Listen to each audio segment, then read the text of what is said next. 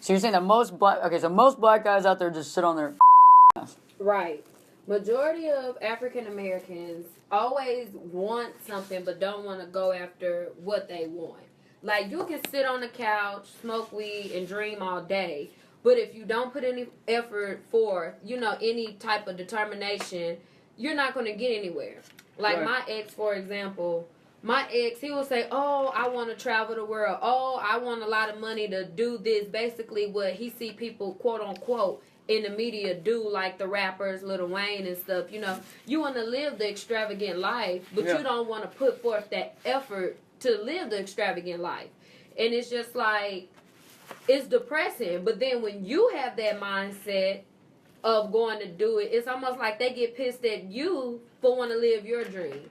And that's when the control freak come in, because he never wanted me to go out, never wanted me to meet friends, whether it's women or men.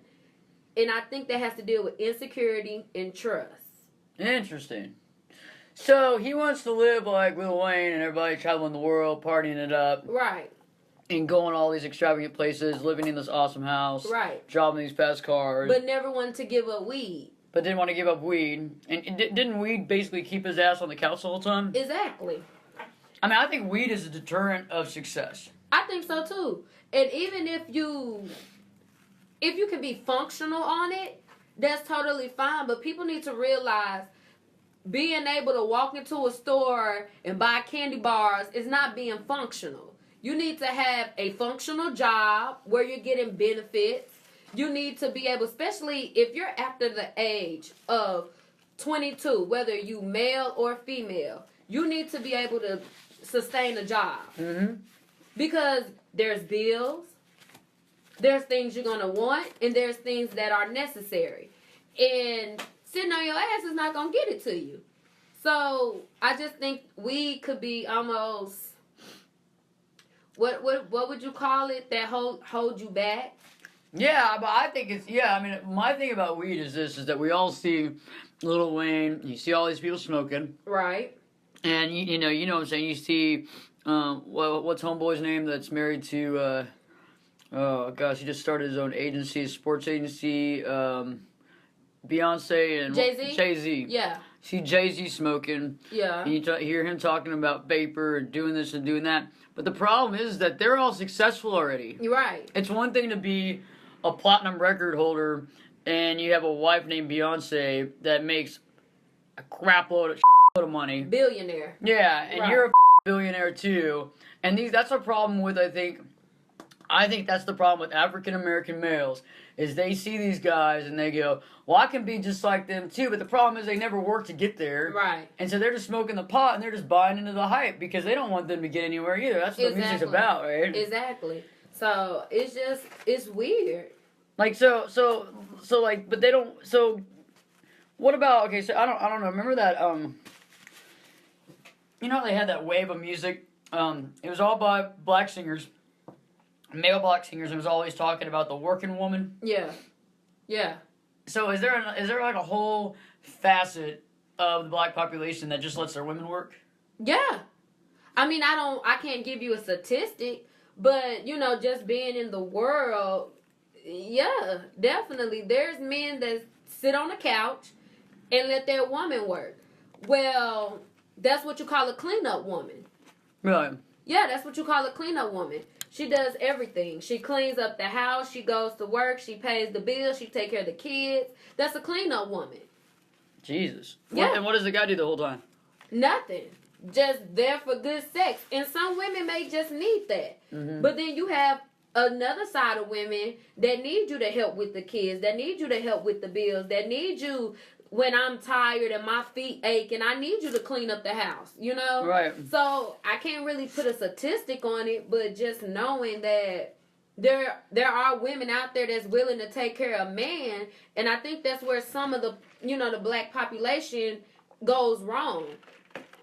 I agree. I agree. I see it all the time. I think it's interesting, the whole concept of just being able to sit on your ass. I mean, and it's interesting too, though, if you think about the whole past. So think about even 10, 20 years ago, how there's a lot of, sugar daddies. And it's still going on right now. You Yeah, go, oh, I got a sugar daddy, Yeah. But I think it's almost both-sided now. There's a lot of men out there that have sugar mamas. Yeah, exactly. I don't see how sex can be that good, to be quite honest with you. To me, to let somebody just sit in on my their personal, it can't be that good. You can find someone that work. You're doing the same thing that the next man doing. Yeah. So like, what are you doing? You standing on your head? Like what you doing? What you got going on there? Yeah. So you can find a working man that can lay it down as good. Yeah. And still help pay with the bills. And still help you with your kids if you have any, or take you out on expensive days. Whatever type of woman you are, you still can have a man. And then that's another word it's used so loosely, man. Oh yeah. What's the definition of a man? Not a boy. Exactly. So it's just weird, man. That's interesting. It's definitely weird. Yeah, I think it's interesting just the whole dichotomy of people. Especially the other thing, too, is then you go into the whole concept of when a guy, I think that when a guy, I mean, I understand, let's just say if he is Mr. Mom, let's just say he takes care of the kids, does the house, that's one thing. Which is a small percentage. That's a small percentage. Yeah. Or if he's disabled, honestly disabled and can't do it, that's one thing, too. Yeah. However, for the most part, I think that the men that end up doing that, like sitting on the couch, playing the video games, smoking the pot, drinking during the day, I think they have a tendency of cheating. So I know that most of those men, when the woman's gone, goes out and cheats.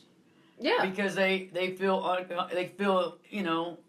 they don't feel like they're holding their weight. They know subconsciously they're not doing the right thing, and they feel lesser. So that's why I think that's why a lot of that stuff happens. They go out and screw around with the neighbor or the friend or whatever, or the best friend of the woman, and then that's when you find out about all this crap that comes down the pike because homeboys during the day has been screwing someone. Right. You know what I mean? But or like my situation.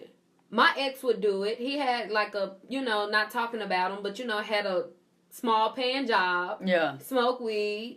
Sat on the couch. He didn't cheat, but he had the insecurities that I would because he wasn't holding up his part. Oh, there you go. You know what I'm saying? It was kind of the opposite. He wouldn't go out and cheat, but he would come back to me and assume and say, oh, you're cheating with that guy you took a picture with. Oh, you're texting him. Oh, it's not about business. It's not this, pinpointing me because he know that this guy has something he doesn't.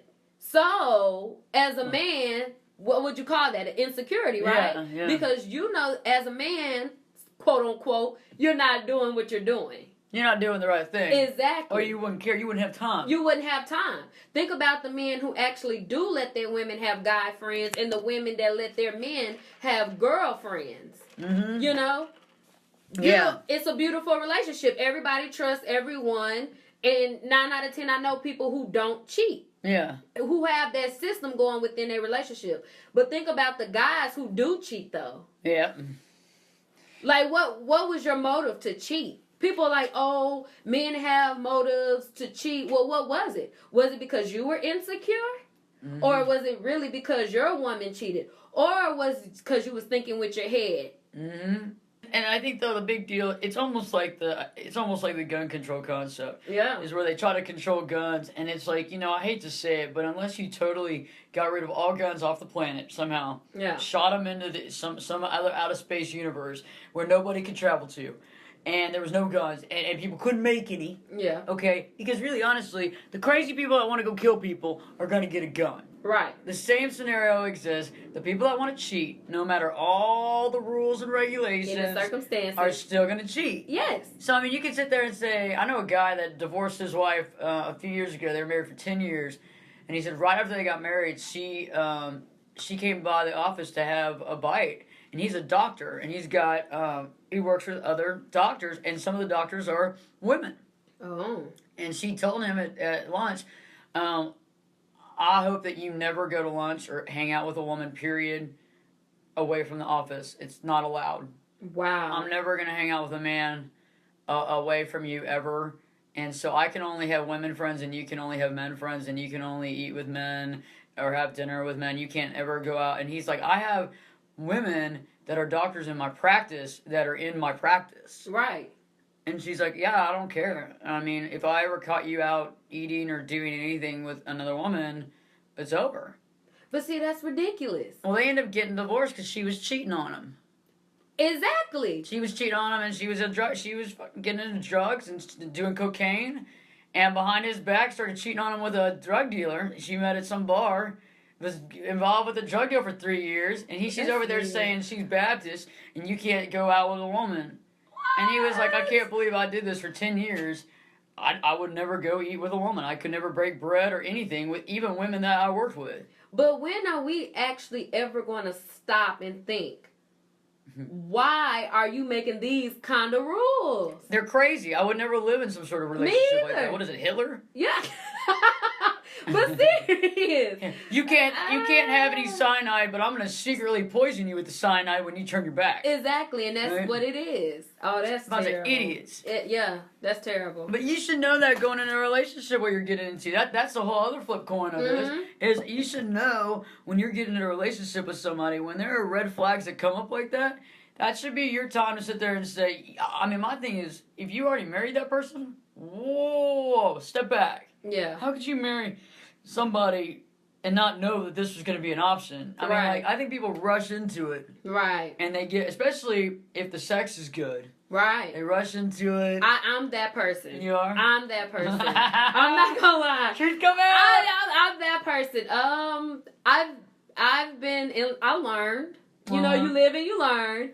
But, you know, sometimes sex can be so good and you kind of get blinded. I'm like, I can miss this red flag, you know. Was he crazy or what? He was nuts. He was nuts. And then now that I'm out of it, and I know every woman done it if they've been through it. Now that they're out of the situation that was so terrible that they so loved once upon a time, they look back and like, why did I? Why did I do this? Why did I do that? And then it all comes back to the sex was good. And you know what's but so was funny? It really you still that think good? About it. The funny thing is you still think about the sex. Is that, yeah. Oh, yeah. You know you do. Oh, yeah. Absolutely. So it's like. No matter how crazy they are. are. Yeah, but you won't go back. You can think about it, fantasize about it, write it down, imagine. But you won't go back because you're like, oh, I was dealing with a nut basket. I'm not going back. I'm going to miss it, but I'm not going back. Man, I've had a couple of mixed nut baskets. Oh my God. They were good. Yeah, but But you know, it's like I always think that when you're having really great sex with somebody and the rest of the relationship's just falling apart, it's like you're in a blender. It's like they take, and a lot of times too, when you're having great sex with somebody, they have all these other issues. And so it's like you have the sex, and then it's like you're blend, and you're like, oh, and you get out of there and you can't walk, and then you're over there like, oh, but I love him though. I love him. I love him so much. I don't know what I'm gonna do. I know, right? Yeah. Been there, done that. And you're Never anymore though. I learned my lesson twice. First time I failed. Second time I failed. Okay, I don't need a third failure. Oh, I've done the 3. Oh, you done? I've done the 18 strikes. Oh, no. Oh, no. Keep on going back for more. Oh, yeah. Maybe it's changed. Maybe. Maybe that's what, and why do we do that? As women, why do we think? Because the sex is good. And maybe we can change them. Maybe they've grown up a little bit. Maybe they're older and wiser now. But do you and think men can change? Me. People can change. However, they will only change to benefit themselves from what they've learned, not to help you. You know, I mean, I hate to say it, but when we change for the greater good for ourselves. But we're not sitting there over there thinking, oh, yeah, well, Di wants me to be this way, and so therefore I'm going to change and be a better man. No. They're either going to get it or they're not. Yeah. They're either going to get it or they're not, and nothing else is going to come out of it. You know what I mean? I think that should be the second topic. Mm-hmm. We should have a topic on, can significant others change within a relationship? Well, let's talk about that next time then. Tune in next time. We'll be talking about, can your significant other change during the relationship, or is it just a losing battle? And then also, by the way, why are you trying to change them? Why don't you go find someone that's already got what you want? So stay tuned, because Di and Ashley will be back next time for more relationship goodness. Have a good one. Oh, that